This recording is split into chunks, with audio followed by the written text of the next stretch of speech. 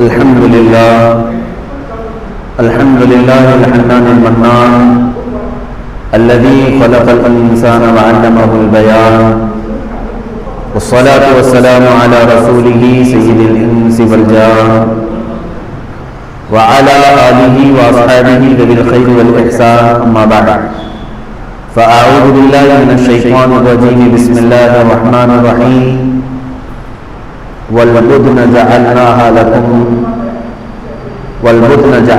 لكم من شعائر الله لكم فيها خير، فاذكروا اسم الله عليها صواف، فإذا وجبت جنوبها فكلوا منها وأطعموا القانع والمعتر، كذلك سخرناها لكم لعلكم تشكرون. لن ينال الله لحومها ولا دماؤها ولكن يناله التقوى منكم، كذلك سخرها لكم لتكبروا الله على ما هداكم وبشر المحسنين. صدق الله مولانا العظيم. بارگاہ رسالت معاذ صلی اللہ تعالی علیہ وسلم نے درود پاک کا ہدیہ پیش کرے.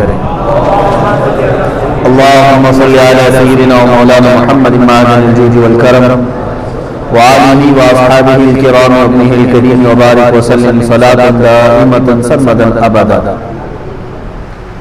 عزیزان گرامی وقار، ہم عشرہ ذی الحجہ میں داخل ہو چکے ہیں. اللہ رب العزت کے حرمت والے مہینوں میں سے یہ مہینہ ہے جس میں ہم اپنی زندگی کی آج سانسیں لے رہے ہیں. 4 مہینے حرمت والے ہیں جس میں جنگ و جدال، قتل و قتال حرام ہے، اور ان کی حرمت پہلے سے ہے. وہ 4 مہینوں میں سے یہ مہینہ ذی الحجہ کا، جس میں آج ہم جمعہ ادا کرنے کی غرض سے پہلے جمعہ میں حاضر ہیں، اور چاند کی رات سے لے کر ذی الحجہ کے 10ویں کے دن تک یہ جو 10 راتیں اور 10 فجر ہیں، ان کے متعلق قرآن پاک میں اللہ تعالیٰ نے قسم یاد فرمائی، والفجر ولیال عشر، اور فجر کی قسم اور 10 راتوں کی قسم. ظاہر سی بات ہے، قسم کسی عظمت والی چیز کی ہی اٹھائی جاتی ہے، اور یہ 10 راتیں ذی الحجہ کی ایسی مقدس ہیں، اتنی عظمت والی ہیں کہ رب ذوالجلال اس کی قسم فرما رہا ہے. ولیال عشر، اور 10 راتوں کی قسم. وہ 10 راتیں کون سی ہیں؟ پہلی ذی الحجہ سے لے کر 10ویں ذی الحجہ تک، جس میں آج ہم موجود ہیں. عزیزان گرامی وقار، ان دنوں میں ہمارے اوپر کئی چیزیں، کئی احکامات واجب بھی ہوتے ہیں. مثال کے طور پر سال میں 1 مرتبہ مالک نصاب کے لیے صاحب زکوٰۃ دینا فرض ہے. اسی طرح سے ان قربانی کے دنوں میں، وہ قربانی کے دن صرف 3 ہیں، ایام نحر ان کو کہا جاتا ہے، 10، 11 اور 12 ذی الحجہ کی. تو یہ ذی الحجہ کی 10، 11 اور 12 کے اندر اگر کوئی مالک نصاب ہو گیا تو اس پر بھی قربانی واجب ہو جاتی ہے. اب یہاں سے قربانی کے معاملات ہیں، قربانی کے احکام ہیں. مجھے یہ بتانا آج ضروری ہے کہ قربانی کا تصور اور قربانی کا مفہوم کیا ہے اسلام. آج اس قربانی کو ہمارے ہندوستان میں کچھ الگ نظر سے بھی دیکھا جانے لگا ہے. بات در حقیقت قربانی کی نہیں ہے بلکہ تمہاری عبادات کی ہے. یہ تو بہانہ ہے کہ قربانی ہے. آج جو حالات ہمیں سننے کو مل رہے ہیں کہ مسلمان لاکھوں جانوروں کو ذبح کرتے ہیں، اس چیز پر پابندی ہونی چاہیے کہ جیوت لائف والے کسی بھی ایک مخلوق کو نہ ذبح کریں، کاٹنے نہ دیں. عزیزان گرامی وقار، یہ قربانی کا تصور صرف اسلام میں نہیں، آدم علیہ السلام سے چل رہا. انسان اول کی ابتدا جہاں سے ہے انہی دنوں سے قربانی کا تصور ہے. قرآن پاک میں موجود ہے چھٹے پارے میں رب تعالیٰ نے فرمایا وَاتْلُ عَلَيْهِمْ نَبَأَ بَنِي آدَمَ بِالْحَقِّ إِذْ قَرَّبَا قُرْبَانًا فَتُقُبِّلَ مِنْ أَحَدِهِمَا وَلَمْ يُتَقَبَّلْ مِنَ الْآخَرِ، جب آدم علیہ السلام کے دونوں بیٹوں کے درمیان جھگڑا ہو گیا، حابیل اور قابیل کے درمیان نکاح کے مسئلے کو لے کر، دونوں ایک خاتون سے ایک ہی عورت سے شادی کرنا چاہتے تھے، تو ان کے متعلق حکم یہ آیا کہ دونوں لوگ اپنی قربانی کریں اور جس کی قربانی قبول ہو جائے وہ نکاح کر لے اس سے، وہ حق پر ہے۔ تو اس زمانے میں قربانی کا طریقہ یہ تھا کہ وہ اپنے جانور کو ذبح کر کے کسی اونچی جگہ پر، پہاڑ پر یا کھلے میدان میں رکھے، آسمان سے ایک آگ اترتی اور اس قربانی کو اٹھا لے جاتی، یعنی اچانک وہ قربانی کا جانور غائب ہو جاتا، آگ اس کے اوپر آتی، آگ آنے کے بعد جل جانا چاہیے، ختم ہو جانا چاہیے، لیکن اس آگ کے اندر وہ قربانی کا جانور غائب ہو جاتا، تو یہ سمجھا جاتا کہ یہ اس کی قربانی قبول ہو چکی ہے۔ حابیل اور قابیل نے اس زمانے میں قربانی کی، حابیل نے ایک مینڈے کو ذبح کیا اور بلند جگہ پر رکھا، اس کے چھوٹے بھائی قابیل نے بھی، ان کے متعلق یہ ہے کہ وہ کچھ غلہ اناج لا کر کے اس نے رکھا، دونوں میں سے آسمان سے آگ آئی تھوڑی دیر کے بعد اور بڑے بیٹے حابیل کے ذبح کیے ہوئے جانور کو وہ کھا گئی، وہ جانور غائب ہو گیا۔ اس سے اس وقت فیصلہ یہ کیا گیا کہ پہلی قربانی تھی، دنیا میں سب سے پہلی قربانی تھی، آدم علیہ السلام نے حکم فرمایا کہ حابیل حق پر ہے اس لیے اس کی قربانی قبول ہو گئی۔ قرآن پاک میں تقریباً کئی مقامات پر 1 درجن کے قریب آیتیں قربانی کے متعلق ہی نظر آئیں گی آپ کو کہ قربانی کا مفہوم کیا ہے، اور تقریباً عیسیٰ علیہ السلام تک جتنے انبیاء کرام علیہ السلام آئے، اکثر انبیاء کی امتوں پر بھی قربانی کے احکام واجب ہوئے، لیکن الگ الگ طریقوں سے۔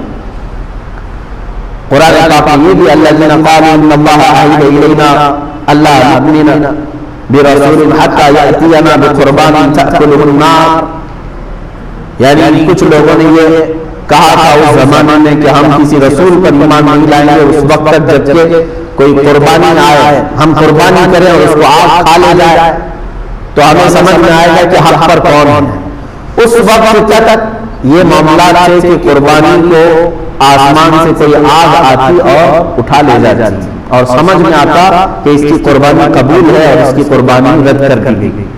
اب آپ یہ سوچتے ہوں گے کہ آج ہمارے اندر بھی ہوتا ایسا، ہم بھی اپنے جانوروں کو ذبح کر کے رکھتے، ہم بیل کو ذبح کر رہے ہیں، بکرے بکریوں کو یا پھر اونٹ کو، 3 ہی جانور ہیں ذبح کے لیے قربانی، مرغے مرغیوں کی قربانیاں نہیں ہوتی، لیکن ابھی سننے میں آیا ہے کہ جماعت اہل حدیث نے انڈے کی قربانی کو بھی جائز کہا ہے۔ سارے لوگ نہیں ہوں گے، ان میں سے بھی کوئی نرا ظاہر ہوگا۔ بہرحال یہ قربانی کے متعلق آپ بھی سوچ رہے ہوں گے کہ پہلے کی امتوں کے لیے قربانی کرتے تھے تو آسمان سے آگ آتی اور اٹھا لے جاتی، کاش ہمارے اس میں بھی ایسا ہوتا، ہم بھی قربانی کرتے اور رکھتے، آسمان سے کوئی چیز آ کے اٹھا لے جاتی تو ہم سب کو بتاتا کہ دیکھو یہ اللہ کی طرف سے آئی ہے اور قربانی ہماری قبول۔ عزیزان گرامی وقار، آپ تصویر کا ایک ہی رخ اپنے طرف سے سوچ رہے ہیں، یہ میرے رب ذوالجلال کا احسان ہے امت مصطفیٰ پر۔ رب ذوالجلال نے امت مصطفیٰ کے عیبوں کو چھپانے کے لیے، اگر میری قربانی قبول نہ ہوتی تو پورے معاشرے میں میرا چہرہ کیا ہوتا، اگر آگ آ کر کے فلاں قربانی کو لے گئی اور میری چھوڑ گئی تو سب کے سامنے تو میں رسوا اور ذلیل ہوتا، 4 لوگ سب بتا کر کے کہتے یہ وہ آدمی ہے جس کی قربانی قبول نہیں ہوئی۔ اللہ تعالیٰ نے امت مصطفیٰ کے ہر عیب کو اس کی موت تک محفوظ رکھا ہے، چھپا رکھا ہے، قبول ہوئی کہ نہیں ہوئی یہ سب قیامت کے دن بتایا جائے گا۔ آج معاشرے میں تم سر اٹھا کر کے ہی چلو، یہ امت مصطفیٰ صلی اللہ علیہ وسلم پر احسان۔ پہلے کے امتوں پر یہ بھی معاملات تھے کہ اگر وہ گناہ کرتے تو فرشتے آ کر ان کے گھر کی چوکھٹ پر لکھ کر چلے جاتے رات کو کہ یہ آدمی نے کل رات یہ گناہ کیا ہے، کچھ کی پیشانیوں پر لکھا جاتا تھا کہ یہ بلا آدمی ہے اس نے زنا کیا، وہ تحریر لے کر کے کس کے سامنے جاتا تھا۔ آج 1000 گناہ ہمارے بھی ہیں لیکن نہ ہماری چوکھٹوں پر لکھے جاتے ہیں اور نہ ہماری پیشانیوں پر۔ رب ذوالجلال اس چیز کو محفوظ رکھتا ہے، وہ ستار ہے، ہر ایک کی سطر پوشی فرماتا ہے۔ عزیزان گرامی وقار، قربانی کا جو مفہوم اور جو تصور اسلام میں ہے، میں نے آیت کریمہ 17ویں پارے کی یہ تلاوت کی ہے سورۃ الحج میں سے۔ اللہ تعالیٰ نے فرمایا وَالْبُدْنَ جَعَلْنَاهَا لَكُم مِّن شَعَائِرِ اللَّهِ، اور یہ اونٹوں کو یا قربانی کے جانوروں کو ہم نے، اللہ تعالیٰ فرماتا ہے، اللہ کی نشانیوں میں سے ایک نشانی بنائی۔ اب یہاں پر رک کر کے میں کہنا چاہوں گا کہ قربانی کیا ہے، ایک لفظ یاد رکھ لینا، ایک لفظ یاد رکھ لینا، شعائر اللہ کہا گیا ہے۔ شعائر اللہ جیسے قرآن پاک کے دوسرے پارے میں آیا ہے ان الصفا والمروہ من شعائر اللہ، صفا اور مروہ جو پہاڑیاں ہیں مکہ مکرمہ میں، یہ اللہ کی نشانیوں میں سے ہے، اللہ کی نشانیوں میں۔ اسی طرح قربانی کی بات جب آئی تو رب تعالیٰ فرماتا ہے یہ اللہ کی نشانیوں میں سے۔ اب یاد رکھ لینا آپ ہمیشہ قربانی کیا ہے تو ایک لفظ کہہ دینا کہ یہ اللہ کی نشانیوں میں سے نشانی ہے۔ میں آپ سے پوچھنا چاہتا ہوں کیا اللہ کی نشانیوں کا سودا کیا جا سکتا ہے؟ صفا اور مروہ کو ختم کر دو، اللہ کی نشانیاں ہیں، معاذ اللہ رب العالمین کسی کی مجال ہے ختم کرے گا؟ اللہ کی نشانیاں ہیں، شعائر اللہ، اللہ کے جتنے اولیاء کرام ہیں وہ شعائر اللہ ہیں، مقامات مقدسہ یہ شعائر اللہ ہے، اللہ کی نشانیاں ہیں۔ تو ظاہر کی بات ہے مسجد کے مینار اور منبر اس سے عظمت اسلام ہوتی ہے کہ نہیں ہوتی؟ کبھی آپ مینار اور منبر یا گنبدوں کو ختم کرنے کی اجازت دیں گے؟ ارے ناک کٹ جائے گی اس مسجد کی۔ اگر کوئی کہتا ہے کہ یہ گرا ہو، اس کا مطلب یہ ہے کہ ہم ناک کاٹ رہے ہیں اس چیز کی۔ اسی بنیاد پر تو کتنے معاملات ہو جاتے ہیں۔ مساجد ہی اللہ تعالیٰ کی نشانیاں ہیں۔ اسی طرح سے میرے عزیزوں قربانی اللہ کی نشانیوں میں سے ایک نشانی ہے، اس کے ساتھ سمجھوتا نہیں ہونا چاہیے۔ اللہ کے حبیب صلی اللہ علیہ وسلم نے فرمایا قربانی کے دنوں میں اگر اللہ کو سب سے زیادہ پسندیدہ کوئی کام ہے تو ایک جانور کی قربانی کرنا۔ یہ نہیں کہ جاری اور جو صدقہ کرنا، صدقہ کرو سال بھر کرو، منع کس نے کیا؟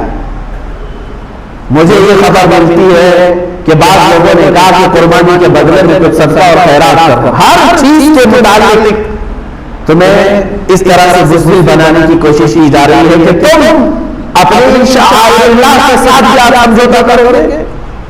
اللہ کی نشانیوں میں سے ایک نشانی ہے۔ اگر جانور کو ذبح کرنا ظلم ہوگا تو رحمت للعالمین کبھی اپنے ہاتھ سے کسی کو ذبح نہیں کر سکتے۔ کیا رسول کریم صلی اللہ علیہ وسلم ظلم کر سکتے؟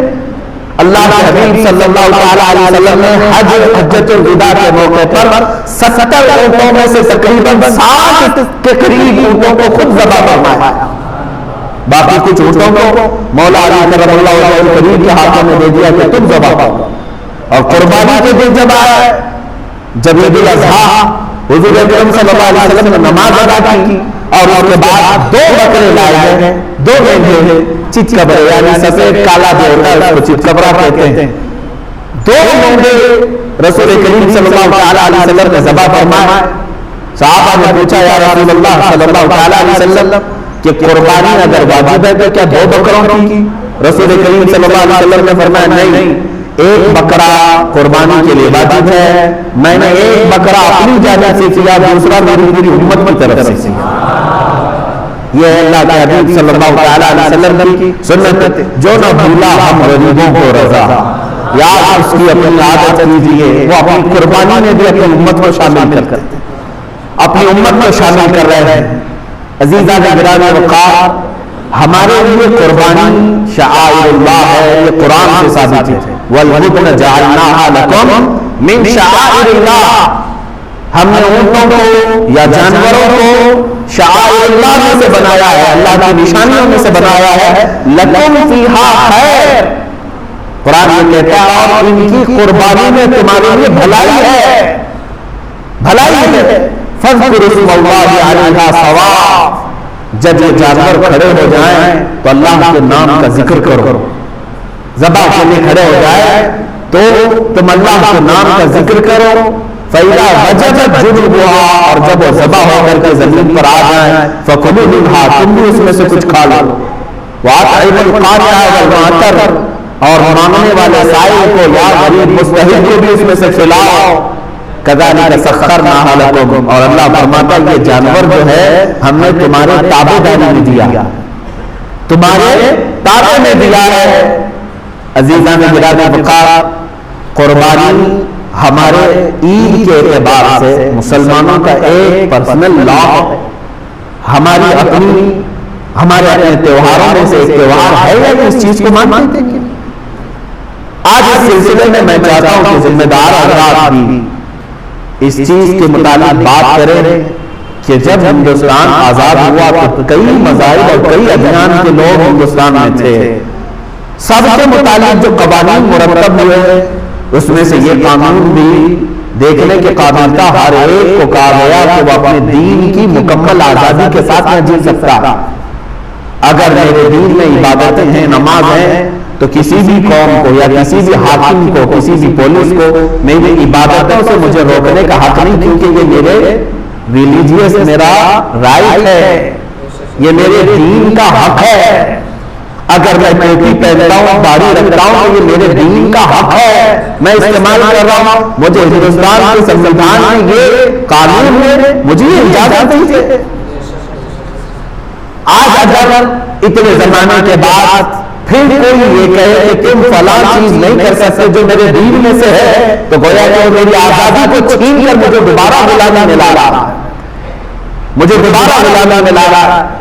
عزیزان گرامی وقار، آج حالات کو سمجھو، اور جتنے شعائر اللہ ہیں میں بار بار کہہ رہا ہوں ان کی حفاظت کرو، ان کی حفاظت کرو، چاہے جیسے بھی حالات ہوں۔ دوسری قوموں کو بھی ہم نے دیکھا۔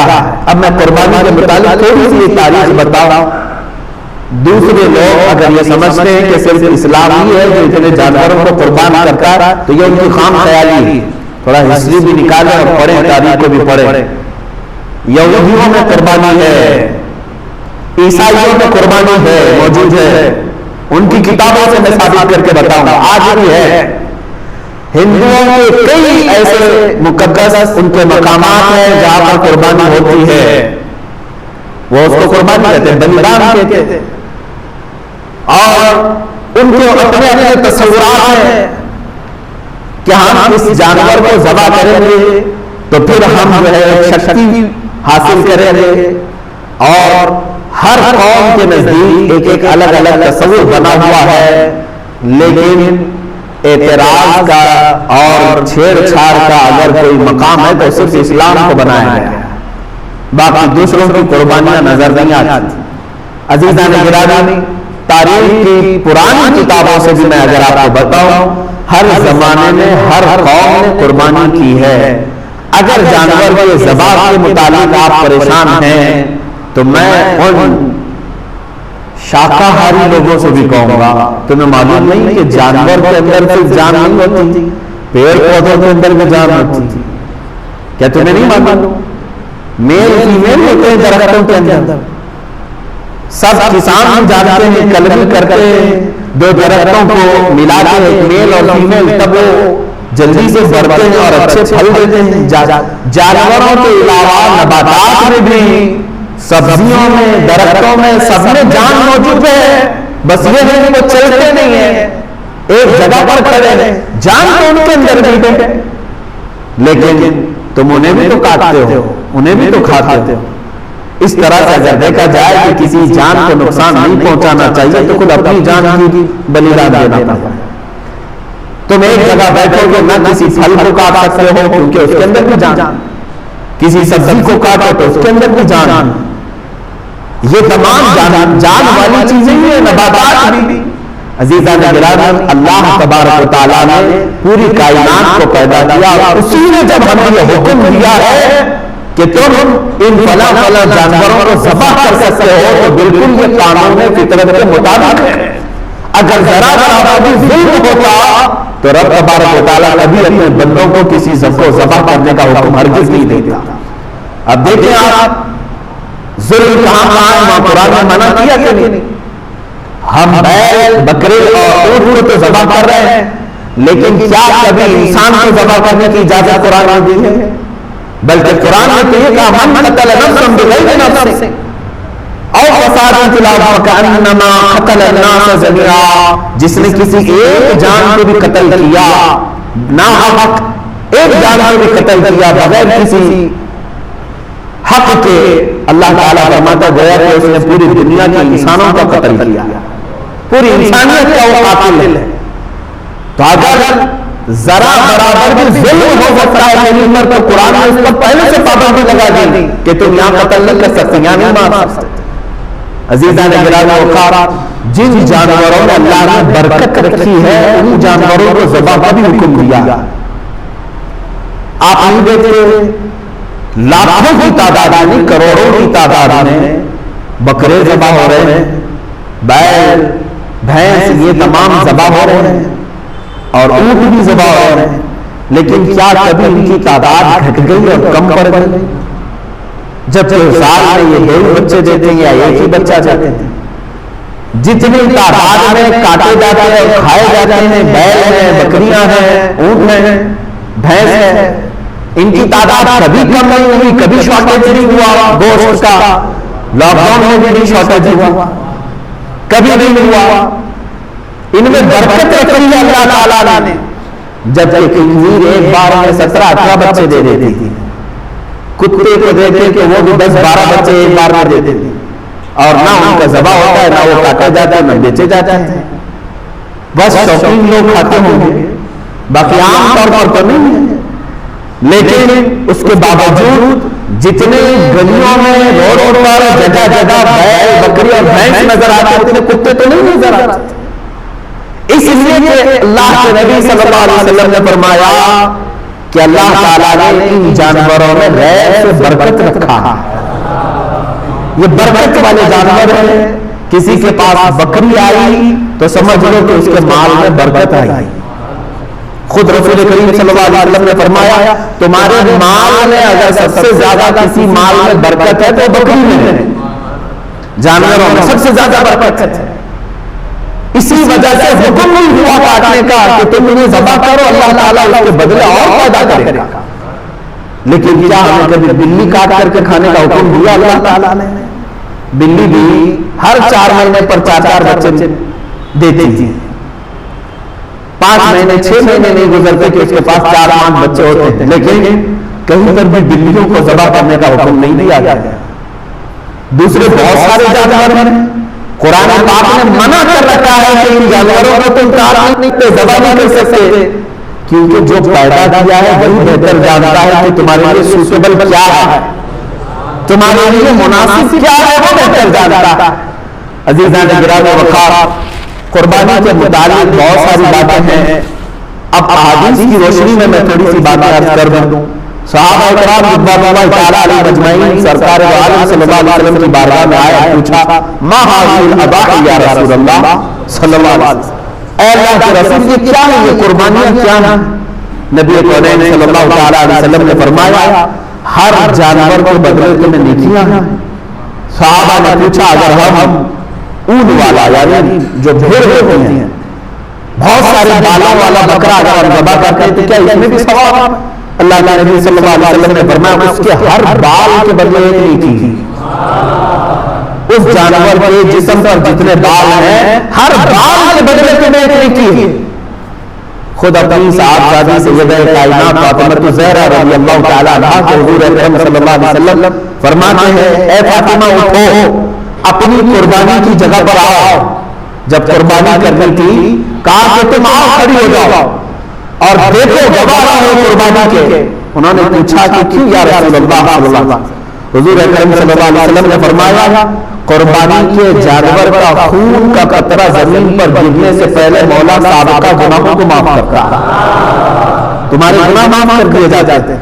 تو حضرت فاطمہ نے یہ بھی پوچھا یا رسول اللہ صلی اللہ علیہ وسلم یہ صرف اہل بیت کے لیے ہے یا سارے مسلمانوں کے لیے؟ رسول کریم صلی اللہ علیہ وسلم نے فرمایا فاطمہ میرے گھر والوں کے لیے خاص ہے اور تمام مومنین کے لیے عام ہے، سب کے لیے ثواب کہ تم اپنے جانور کو ذبح کر رہے ہو تو پھر اس کے خون کے قطرے زمین پر گرنے سے پہلے تمہارے سابقہ گناہ بخش دیے جاتے ہیں۔ اب قرآن کی آیات کی طرف بھی اگر آپ آؤ 17ویں پارے میں سورۃ الحج میں اللہ تعالیٰ فرماتا ہے لَن يَنَالَ اللَّهَ لُحُومُهَا وَلَا دِمَاؤُهَا، تمہارا گوشت اور تمہارا خون اللہ تک نہیں پہنچتا ہے، یہ گوشت اور خون نہیں پہنچتا، وَلَٰكِن يَنَالُهُ التَّقْوَىٰ مِنكُمْ، بلکہ اس کے ذبح کرنے کے بعد جو تمہارے دلوں کی نیت ہے وہ اللہ کو معلوم ہے، اسی پر تمہیں اجر و ثواب ہے۔ تم کس لیے کاٹ رہے ہو؟ گوشت کھانے کے لیے کاٹ رہے ہو یا اللہ کا تقرب حاصل کرنے کے لیے، اللہ کا قرب حاصل کرنے کے لیے؟ آپ سوچتے ہو کہ ایک جانور کو ذبح کر کے اللہ کا قرب کیسے حاصل ہوتا ہے، کیسے اس کو قریب ہوتا ہے آدمی ایک جانور کو کاٹنے؟ میرے عزیزوں یہ بھی میرے رب کا احسان کیا ہے جانتے ہیں؟ در حقیقت قربانی تو اپنی جان کی ہونی چاہیے تھی، اللہ تبارک و تعالیٰ چاہتا تو تم سے یہ فرماتا جیسے حضرت ابراہیم علیہ السلام سے مانگا اس نے، اللہ تبارک و تعالیٰ نے فرمایا کہ اے ابراہیم اپنے بیٹے کو ذبح کرو، حکم تو یہ ہو سکتا تھا کہ اے امت مصطفیٰ کے مسلمانوں تم اتنے سال جیو 25 سال کی عمر ہو جائے تو آؤ اپنی گردن دے دو، 40 سال کی عمر ہو گئی ہے تو آؤ قربان گاہ میں اپنے آپ کو کٹوا دو، کہیں یہ حکم نہیں فرمایا، بلکہ حقیقی قربانی جو ہے وہ اپنی جان کی تھی۔ اللہ تبارک و تعالیٰ نے جیسے اپنے نبی کے لیے دبا بھیجا جنت سے، وہ تو صرف ان کا امتحان تھا، اسماعیل علیہ السلام کو کاٹا تو نہیں گیا، ان کے بدلے میں بکرا کاٹا گیا، تو رب تبارک و تعالیٰ نے فرمایا اب امت مصطفیٰ کے لیے بھی بلکہ تمام مومنین کے لیے بھی یہی حکم ہوگا کہ تم کاٹو گے اپنی طرف سے کوئی بکرا یا جانور، لیکن مولا تعالیٰ کی طرف سے تمہاری خود کی قربانی سمجھی جائے گی، تم نے خود قربان کیا ہے۔ اور یہ تصور کب آتا ہے جانتے ہیں آپ؟ قربانی کا جو اصل مفہوم ہے ظاہر سی بات ہے اب کے زمانے میں تھوڑا سا مشکل ہے، جیسے ہم حصوں والی قربانی لیتے ہیں، ہمارا بیل کہاں کٹا ہم کو پتہ ہی نہیں چلتا ہے، اصل جو قربانی ہوتی تھی وہ ہمارے اپنے پالے ہوئے جانوروں کی ہوتی یا ذبح کرنے سے چند دن پہلے لائے جاتے تھے، اور اس کے آداب میں یہ ہے کہ اگر قربانی کا کوئی جانور لائے ہو تو اسے اچھا کھلاؤ پلاؤ، اس کو سجا کر کے رکھو، اس سے محبت کرو، حتیٰ کہ بہت سارے ایسے بزرگ ہیں جنہوں نے یہ بھی فرمایا کہ اسے نہلاؤ دھلاؤ، تمام جانوروں سے اسے الگ کچھ نشانی ڈال کر کے رکھو، اور پہلے کے دور میں ہار پہنائے جاتے تھے ان جانوروں، ان کو الگ رکھا جاتا تھا اور سارے لوگ جانتے تھے کہ یہ قربانی کا جانور، ہار پہنا کر کے انہیں الگ رکھا جاتا تھا۔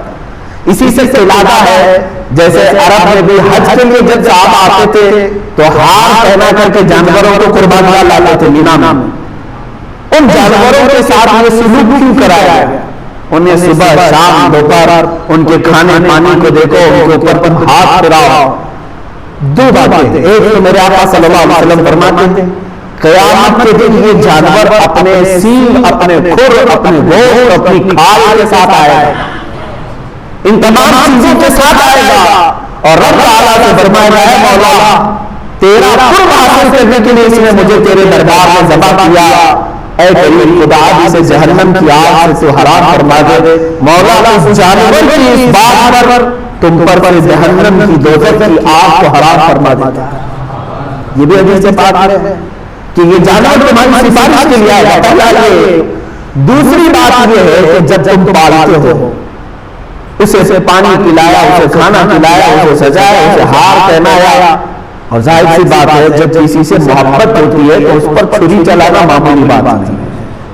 اب یہی چیز دیکھی جاتی ہے ذی الحجہ کی 10ویں کو یا 11ویں کو یا 12ویں کو اپنے ہاتھ سے کھلائے ہوئے جانور کو، اپنے ہاتھ سے کھلائے ہوئے جانور کو، اپنے ہاتھ سے اسے پھول پہنائے، اسے نہلائے دھلائے، جب چھری چلا رہے ہو تو در حقیقت تم اپنی خواہشات پر چھری پھرا رہے ہو، اور یہی رب تعالیٰ کی بارگاہ میں قبول ہے کہ تمہارا تقویٰ دیکھا جائے گا.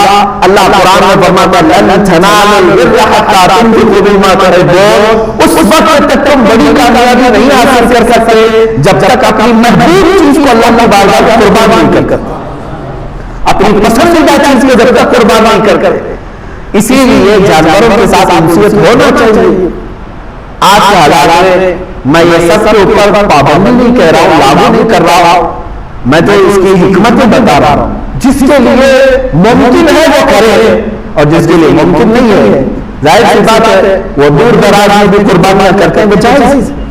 مثال کے طور پر یہاں بیٹھ کر کے اگر کوئی مکہ مکرمہ میں قربانی کا کسی وکیل کو بنایا ہے, وہاں اگر اس نے قربانی کیا تو تمہاری قربانی ہو جائے. آپ امریکہ میں کریں, انگلینڈ میں کریں, پوری دنیا کی کسی بھی میدان میں کریں, ان دنوں میں اگر قربانی کیا آپ کی جانب سے تو قربانی ہو جاتی ہے. لیکن جو حکمتیں ہیں وہ اپنے پالے ہوئے جانور کے ساتھ اس کی زیادہ ہے, کیونکہ اس وقت آپ کی خواہشات کو آپ ذبح کر رہے ہیں. اور ایک بات یاد رکھیں, اللہ تبارک و تعالیٰ نے حضرت ابراہیم علیہ السلام کو بھی کچھ ذبح کرنے کا حکم فرمایا تھا. آپ کو معلوم ہوگا تیسرے پارے کی تفسیر میں یہ موجود ہے کہ آپ نے پوچھا اللہ تعالیٰ سے, اے مولا کیا تو موت کے بعد دوبارہ زندہ کرتا ہے؟ رب تعالیٰ نے فرمایا ابراہیم کا تمہیں یقین نہیں ہے میرے زندہ کرنے پر میں دوبارہ اٹھاتا ہوں؟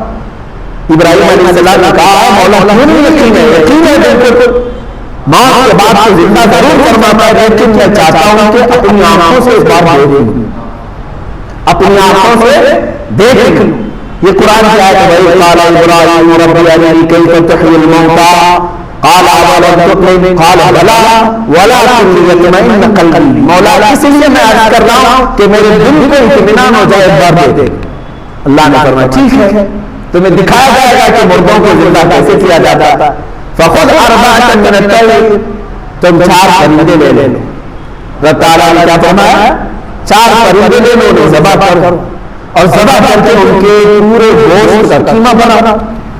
4 الگ الگ قسم کے پرندے ہیں, ان کا گوشت پورا مکس کر کے قیمہ بنایا. اس کے 4 حصے کی الگ الگ سب مکس تھا, اور حکم ہوا کہ 4 پہاڑوں پر تھوڑا تھوڑا سا گوشت رکھ کر کے آؤ, اور پھر زمین پر آ کر وہ 4 پرندوں کے منہ ان کے سر اپنے پاس رکھو اور آواز دو ان پرندوں کو. ابراہیم علیہ السلام نے ہر پرندے کا نام لے کر کے آواز دی. اب ہوا کہ ان کی آنکھوں نے دیکھا وہ گوشت جو قیمہ بن چکا تھا وہ ہوا میں اڑنے لگا. جس پرندے کا جو گوشت تھا وہ اپنے اپنے جسموں میں ملنے لگا, اور بغیر سر کے بغیر منہ کے وہ پرندے فقط اپنے جسم کے ساتھ اڑتے ہوئے آئے, اور ابراہیم علیہ السلام کے پاس جو سر رکھے ہوئے تھے وہ جسموں کے ساتھ جو گئے پورے پرندے اڑ گئے. یہ واقعہ کوئی ہماری کہانی نہیں ہے, یہ قرآن کا واقعہ ہے, قرآن کہہ رہا ہے. اللہ تعالیٰ نے یہ جو فرمایا. اب اس کے متعلق جو کچھ حکمتیں ہیں میر عبد الواحد الگیلانی رضی اللہ تعالیٰ عنہ سبع سنابل شریف میں فرماتے ہیں 4 پرندے جو تھے اس میں سے ایک کوا تھا, ایک مرغا تھا, ایک کبوتر تھا اور ایک مور تھا. یہ 4 پرندے, ان کے نام یاد رکھنے کے لیے اس لیے میں کہہ رہا ہوں کہ ہر ایک کی اپنی اپنی ایک خصوصیت ہے. ابراہیم علیہ السلام نے کیا کیا لیا, کوا لیا تھا, مرغا لیا تھا, اور کبوتر لیا تھا, اور مور لیا تھا. یاد رکھیں یہ 4 پرندے, اور ذبح کیا ہے. قربانی کی بات ہے اس لیے میں بات کر رہا ہوں. 4 پرندوں کو کیوں ذبح کیا آپ نے, یہی 4 پرندے کیوں تھے. اب اس میں صوفیہ اکرام فرماتے ہیں اس لیے کہ ان 4 پرندوں کی کچھ عادتیں ہیں. کوا لالچی بہت ہے, لالچ بہت ہے, جتنی بھی چیزیں ڈالیں پھر سے اس کے اندر لالچ ہوتی ہے. مرغے کے اندر شہوت بہت زیادہ ہے, شہوت بہت زیادہ ہے. شہوت کہتے ہیں یعنی جنسی سکون حاصل کرنے کے ذریعے ڈھونڈنا, میل فیمیل کے ساتھ تعلق قائم کرنا. مرغے کے اندر شہوت بہت زیادہ ہے. تیسرا پرندہ ہے کبوتر, اس کے اندر دوستی کرنے کی عادت بہت زیادہ ہے, جلدی دوستی کر لیتا ہے اور پھر اپنے مالک کے ساتھ رہنے لگ جاتا ہے. چوتھا مور, اس کے اندر دکھانے کی عادت بہت زیادہ ہے، خوبصورت بہت ہوتے ہیں اور اپنی خوبصورتی کو لوگوں میں بہت زیادہ دکھاتا ہے. جب لوگ دیکھتے رہتے ہیں نا تو پورا کھول کر ناچتا ہے، پر پورے کھول کر ناچتا ہے ان کے سامنے. یہ مور کی عادت ہے. اب سنیے صاحب جناب جلی کے فرماتے ہیں کوے کی لالچ، مرغے کی شہوت، کبوتر کی دوستی اور مور کا دکھاوا، یہ ساری خطرناک عادتیں ہیں، انسان کو تباہی کی طرف لے جا سکتی تھی. لالچ اتنی خطرناک ہے کہ آج انسان اپنا دین بیچ سکتا ہے. آج دین بیچنے والے دکھ بھی رہے ہیں. میں چند سکوں پر، حکومت کے چند ڈالروں پر بڑے بڑے امامے گر گئے، بڑی بڑی خانقاہیں جوتیوں میں آ گئی. معاذ اللہ. عزیزان گرامی، یہ لالچ جو ہے ان کو بہت نیچے کے درجے تک لے آ رہی ہے. دوسرا ہے مرغے کی شہوت. یا اگر انسان کے اندر ہے تو پھر وہ جانوروں کی طرح حرکتیں کرتا. آتے تھے بہت سارے لوگوں کے اندر جو شہوتیں ہیں، یہی شہوت ہے جو انہیں آوارہ گردی پر لے آئی ہے.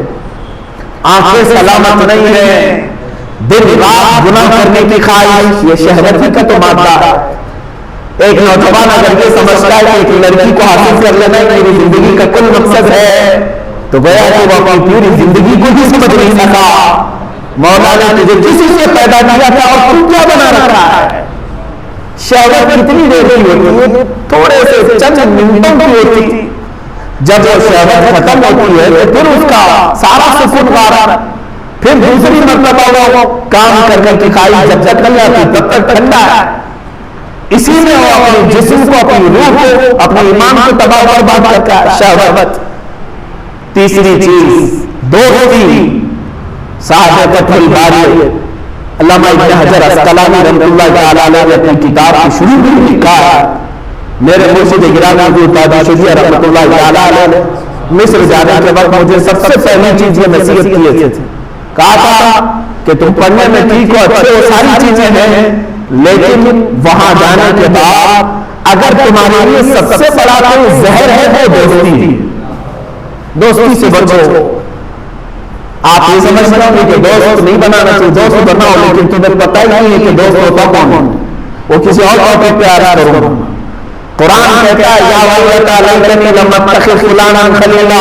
قیامت کے دن بہت سارے لوگ ایسے ہوں گے جن کو جہنم کی طرف سے اس لیے لے جایا جا رہا ہوگا کہ ان کی دوستی بری تھی. 19 شروع کی آیتیں ہیں، وہ کہہ رہا ہے کاش میں فلاں کو دوست نہیں بنایا ہوتا تو کتنا اچھا ہوتا. اس کی دوستی تمہیں لے جا رہی ہوگی، فقط دوستی کیا تھا بس.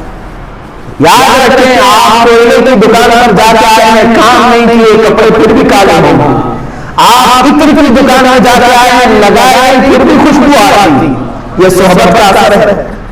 دوست چننا سب سے بس کی بات نہیں کہ کس کو دوست بنانا ہے. دوست وہ ہے جو تم اللہ کو بھول جاؤ تو وہ یاد دلاتا. دوست وہ ہے جو تم جہنم کے راستے پر جا رہے ہو تو پکڑ کے وہ جنت کے راستے پہ لانا.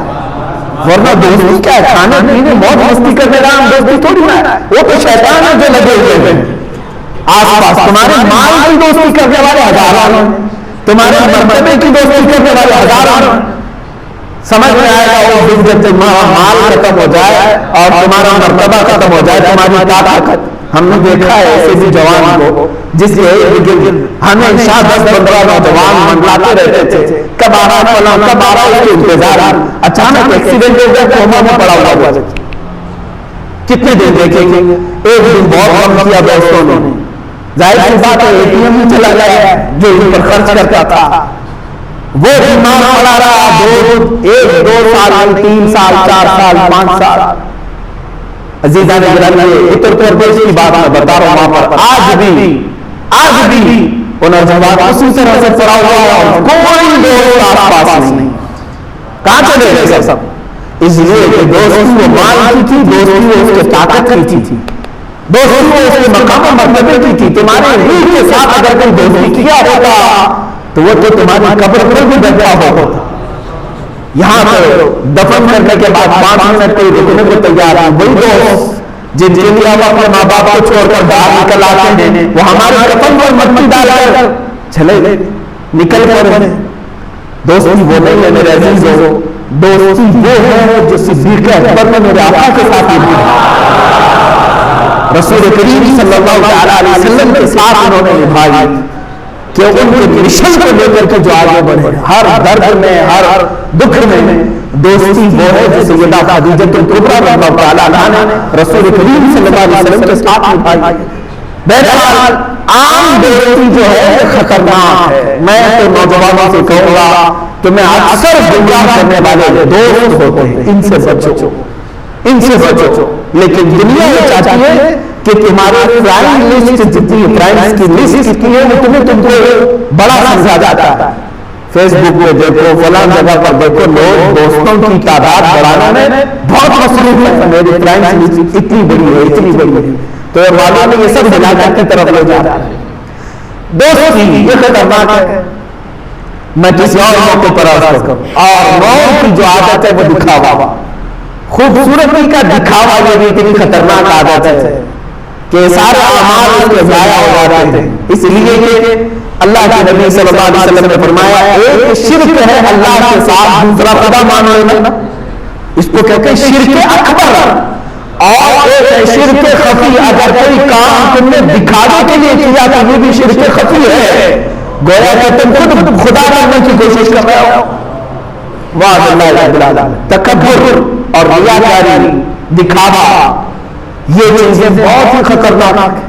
اب سمجھ کر کے چلیے، ابراہیم علیہ السلام نے جب وہ 4 پرندوں کو ذبح کیا، واقعہ ذہن میں ہے، 4 پرندوں کو ذبح کیا اور ان کے گوشت کا قیمہ بنایا، پھر اس کے بعد الگ الگ رکھا، پھر اس کے بعد آواز دی تو پرندے زندہ ہو کر کے آ گئے۔ انہوں نے وہاں کیا دیکھا؟ مرے ہوئے کٹے ہوئے ٹکڑے ہوئے پرندوں کا دوبارہ زندہ ہونا دیکھا کہ نہیں دیکھا؟ یہ کیسے دیکھا؟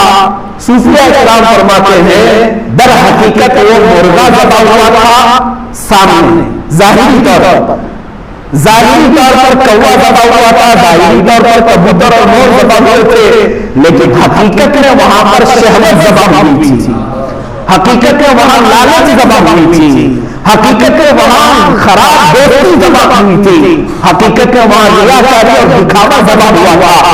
جب یہ 4 چیزیں بندہ ذبح کر لیتا ہے تو ہر مردہ چیز کو زندہ ہوتے ہوئے بھی دیکھ لیتا ہے۔ اس کے لیے حکمت بند ہے، آج تم ان چیزوں کو ذبح کرو۔ اسی لیے حکم بھی یہی ہے۔ اب حج کے موقع پر بھی جب بندہ وہاں پر مینا میں کنکریاں مارتا ہے، رجم کرتا ہے، وہاں کون سا شیطان کا سیز لگا ہوا کوئی بڑا شیطان کھڑا ہے؟ وہاں پر پتھروں کے پلر ہیں اور چھوٹی کنکریاں ہیں آپ کے ہاتھ، جب آپ مارتے ہیں تو پلر کو مارتے ہیں۔ حقیقت میں یہ نہیں ہے میرے عزیزو، وہ تو ایک سنت تمہارے سے کرائی جا رہی ہے۔ حکم یہی ہے کہ جب بندہ وہاں پر کنکری مارے تو یہ تصور کے ساتھ مارے کہ میرے اندر جو شیطان ہے میں اسے مارا، جو ہما ہوا کہ مجھے یاد خدا سے غافل کرنے کی کوشش کرتا ہے میں اسے کنکری مار رہا ہوں۔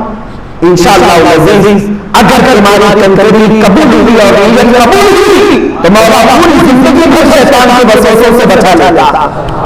تم نے مان لیا وہاں، اسی طرح قربانی کرنے کے وقت، چھری چلانے کے وقت نیت یہ کر لیا کہ مولا میرے اندر جتنی خرافات ہے آپ کی گناہوں میں سب ذبح کر رہا، میں ذبح کر رہا ہوں۔ اگر تمہاری نیت صادق ہوئی انشاءاللہ العزیز اس کے بعد تم دیکھو کہ وہ بری حرکتیں تمہارے اندر نہیں آئیں۔ قربانی کا اصل مفہوم یہ ہے، قربانی کا اصل مقصد یہ ہے کہ اپنے اندر کی جتنی خرافات ہے انہیں ذبح کر۔ ظاہر سی بات ہے سامنے ایک جانور ہے، جانور کو تو ہم ذبح کر رہے ہیں، لیکن قرآن نے کیا کہا؟ نہ اس کا گوشت اللہ کو پہنچتا ہے نہ اس کا خون، بلکہ تمہاری نیتیں اللہ کو پہنچتی ہیں۔ تو نیتیں اچھی کرو، اسی کے اعتبار سے ذبح کرو۔ اے میرے عزیزو، آج کے حالات میں یہ گفتگو ضرور کرنا چاہوں گا، عید الاضحیٰ ہو، عید الفطر ہو، قربانی ہو، یہ سب اسلام کے شعائر ہیں، اللہ کی نشانیاں، ان کو برقرار رکھو اور پوری آن شان بھاؤ کے ساتھ ادا کرو۔ میری طرف سے کہیں پر بھی میں نے آج تک یہ نہیں کہا کہ تم چھپ چھپ کر کے اس طرح سے کرو اس طرح سے کرو۔ عزیزان گرامی اوقات حیرت ہو رہی ہے، مارکیٹ میں ہزاروں لوگوں کا دم غفیر ہے، جگہ جگہ پر اچھا حرکتیں ہم دیکھ رہے ہیں، اس کے باوجود بھی کچھ ایسے لوگ جو بھٹے ہوئے ہیں وہ لوگوں سے اب بھی کہتے ہیں کہ 4 کی نماز پڑھ لینا گھر میں، عید چھوڑ دو 4 کی نماز پڑھ لو، 4 کی نماز، انہیں پتہ نہیں ہے یہاں پر فرض نماز ہو گئی ہے اور 4 پڑھا رہے ہیں۔ ہم میں سے بہت سارے وہ ہیں جو بیچارے سال بھر میں ایک عید کو تو برقرار رکھے، اس کو بھی ختم کرو گے تو اسلام ان کے ہاں بچا کیا؟ کچھ گھروں میں گاؤں دیہات میں جا کر کے دیکھو ان کی نمازوں کو صرف عیدوں میں باقی رہ گئی، عیدوں میں مسلمان نظر آتے ہیں۔ اب یہ چاہتے ہیں کہ وہ سال میں ایک بار نظر نہ آئے، ختم کر دو ساری چیزیں۔ عزیزان گرامی، اپنے حقوق کا مطالبہ کیا جا سکتا ہے، ظاہر سی بات ہے گورنمنٹ یا حکومت وقت وہ جب کسی مندر کو پوجا کرنے کی گائیڈ لائن جاری کر سکتی ہے کہ اس طرح سے تم اپنی پوجا پاٹ کرو سوشل ڈسٹینس کے ساتھ، تو ہم میں سے کوئی کیوں نہیں پوچھتا ہمارے لیے بھی کوئی گائیڈ لائن جاری کر جائے ہمارے لیے بھی؟ ظاہر سی بات ہے، میں سمجھ رہا ہوں کہ حالات آج وبا کے پھیلے ہوئے، بیماریاں پھیلی ہوئی ہیں، اس میں جیسے کہ حکومت کے بہت سارے معاملات ہیں، کیسے ایسے طریقے سے یہ بیماری پھیلی ہوئی ہے۔ میں یہ چاہتا ہوں کہ ٹھیک ہے اس کے باوجود بھی جو بھیڑ بھاڑ ہے اس طرح کی نہ کر کے کوئی تو گائیڈ لائن جاری کر۔ یہاں افسوس مجھے ان لوگوں کا نہیں ہے جو حکومت کے تخت پر بیٹھے ہوئے ہیں، افسوس ان لوگوں کا ہے ہماری جماعتوں میں منافق بیٹھے ہوئے ہیں، ہماری جماعتوں کے وہ دوہرے قسم کے لوگ جو لوگوں کے درمیان آ کر کے پیر پرستی اور لوگوں کو اپنا مرید بنا کر یا اپنا گرویدہ بنا کر کے ان کو شیطانی جال میں پھنسا کر کے اسلام کی روح ہی ختم کرنا چاہتے ہیں۔ میں جانتا ہوں میرے عزیزوں سے بہت سارے لوگ وقت آنے پر میں آشکار کروں گا ضرور، اس لیے میں آج عرض کر رہا ہوں میں بھی اگر خاموش ہو جاؤں تو قیامت میں بھی میری بھی گردن پکڑ جائے گی جب سارے لوگ اس طرح سے امت مصطفیٰ کو بزدل بنا رہے تھے۔ مجھے اگر پوچھا جائے تو میں اتنا دعا کروں گا کہ مولا میں نے جو میری استطاعت کی وہ میں نے عرض کر دیا، یہی میں کہوں گا اللہ کے نبیوں کو بھی یہ حکم تھا پہنچانا تمہاری ذمہ داری ہے، عمل کرنا قوم کا کام ہے، میں نے پہنچا دیا وما علینا الا البلاغ المبین، ہم پر ہے صرف پہنچانا، اب قوم کا کام ہے۔ لیکن اگر کسی نے نہیں کہا تو سب کی گرفتاری ہوگی، سب کی پکڑ ہوگی۔ عزیزان گرامی بخار ان تمام معاملات اپنے حقوق کے ساتھ ہوئے، دین اسلام کے لیے آگے آنے والے خطرے اتنے شدید ہیں، مجھے احساس ہو رہا ہے ہماری نسلوں کے لیے، بعد میں آنے والے بچوں کے لیے، نئی جنریشن کے لیے اتنے خطرے ہیں کہ وہ اپنے دین پر کیسے قائم رہیں۔ جانتے ہیں آپ، آج میں بھی آج دن پہلے ہی ایک اخبار یہ بھی دیکھا کہ اب ایک نیا ناٹک بھی شروع ہو گیا ہے کہ جو کورونا وائرس سے ریکور ہو کر کے آیا ہے، پازیٹیو آیا تھا، ہاسپٹل میں ایڈمٹ ہوا تھا، صحیح ہو کر کے آیا ہے، امریکہ اور کچھ یورپین کنٹریز میں یہ کام چالو ہے، تو اس کو کہا جا رہا ہے اینٹی باڈی لگا ہے، اینٹی باڈیز۔ اینٹی باڈی کا مطلب ہے کہ اب اس کو یہ بیماری نہیں پکڑ سکتی، اس کی باڈی مضبوط ہو گئی۔ اب اس کی آگے کیا ہو جاتا پوری بحث چل رہی ہے ڈائناسوروں کے بیچ میں، ہماری قوم کو تمام چیزوں کا خطرہ محسوس کرنا چاہیے۔ اینٹی باڈی کیا مطلب ہے اینٹی باڈی کا؟ کیا وہ بیماری اس کو نہیں آئی؟ ٹھیک ہے اتنے پر ہوگا تو بات ختم تھی، لیکن حکومت نے اسے ایک سرٹیفکیٹ دے رہی ہے، کارڈ، تم کورونا وائرس سے پیڑت تھے، ریکور ہو کے آئے، ایک کارڈ تمہیں دیا جائے گا، جیسے پاسپورٹ ہوتا ہے ویسے وہ کارڈ۔ اب اس کے لیے کیا سہولتیں ہیں؟ سننے میں آیا کہ اس کے لیے سہولتیں ہیں کہ وہ الگ اعلان کہیں پر بھی پکنک پوائنٹ پہ جائے، کسی بھی جگہ سفر کرے، اس کے لیے پابندی نہیں، کیونکہ اس کے پاس وہ کارڈ ہے، اینٹی باڈی کا کارڈ ہے، اور جس کے پاس کارڈ نہیں اس کے لیے پابندی ہے کہ تم اس طرح کی بھیڑ میں نہیں جا سکتے، تم پکنک پوائنٹ میں نہیں جا سکتے، تم بازاروں میں نہیں جا سکتے، تم سفر نہیں کر سکتے۔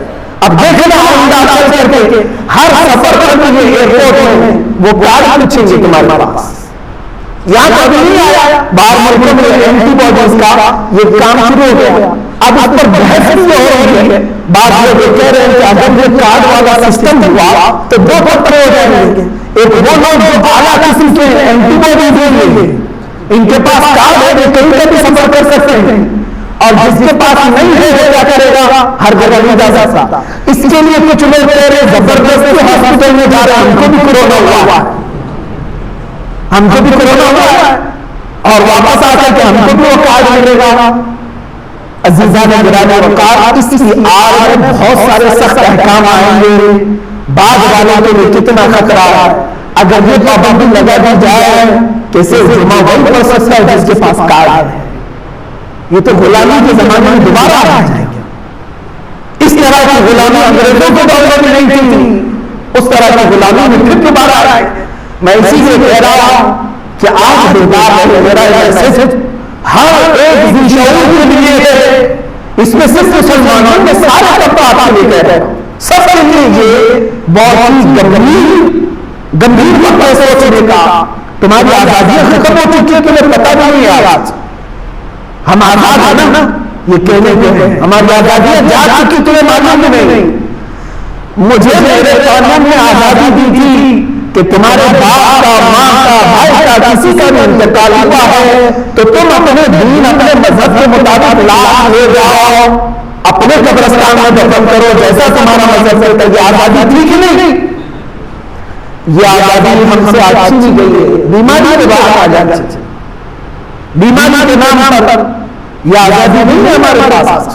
تم اپنی باڈی کو دیکھ بھی نہیں سکتے, چھو بھی نہیں سکتے, غسل بھی نہیں دے سکتے, کفن بھی نہیں, اسے دفن کرو ساری چیز. ٹھیک ہے, دیکھیں گے جب تک کوئی معاملات چل جائے. آج اسی لیے تو سارے کمپرومائز کر کے چل رہے ہیں. بیماری کا معاملہ ہے, بیماری کا معاملہ ہے, لیکن عزیزان گرامی وقار اسی طرح کے تمام معاملات ہوتے رہے تو بعد کے حالات خطرناک ہو سکتے ہیں. اس لیے میں کہوں گا اپنے شعائر کی حفاظت کرو. آج اللہ نے تمہیں مسلمان پیدا کیا ہے تو اپنے دین پر مضبوطی سے قائم رہو, مضبوطی سے قائم رہو. انشاءاللہ العزیز عید الاضحیٰ بھی ہوگی اور قربانی بھی ہوگی انشاءاللہ, اور ہمارے تمام شعائر بھی ہوں گے. اللہ رب العزت ہم سب کو سہولتیں عطا فرمائے.